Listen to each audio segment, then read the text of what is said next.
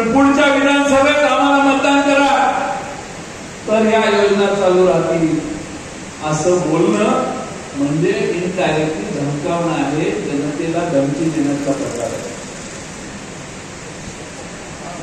तुमची लाडकी बहीण कशामुळे झाली? लोकसभेच्या आधी नव्हती लाडकी बहीण.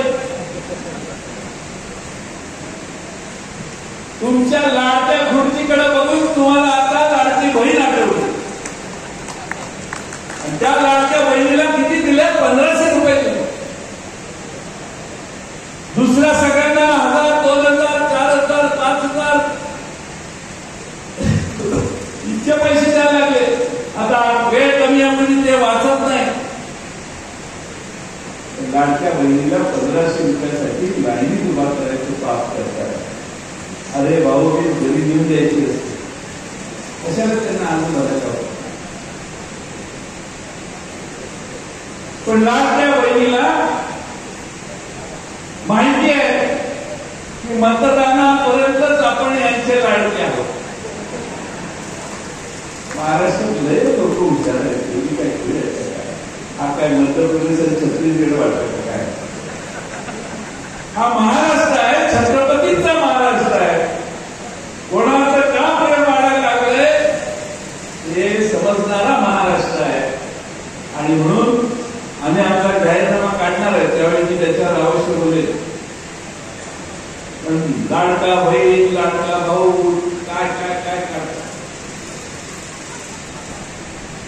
मग अशी गाडीत मला कोणीतरी एक डायलॉग सांगितला, अमिताभ बच्चन. आपल्या एका व्यक्तीला तो बाहेर घेऊन जाणार असतो, बाहेर पोलिसांचा गरड असतो, त्याचं रिव्हॉल्वर मोकळं असतं.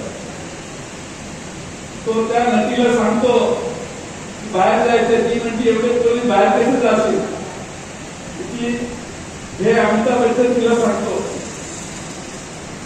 या रिव्हॉल्वर मध्ये एकही गोळी नाही. हे कुणाला माहितीये? तुला आहे, मला. पोलिसांना माहिती.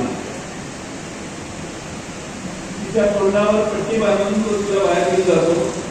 पोलिसांना वाटतं तिच्या डोक्याला रिव्हॉल्वर लावलेली असते. पोलिसांना वाटतं की ह्याच्या रिव्हॉल्वर मध्ये गोळ्या आहेत. पोलीस काही करत नाही, तिला त्या दोघांना लावून देतो. तसं यांच्या तिघांनी काहीच पैसे नाही आहे.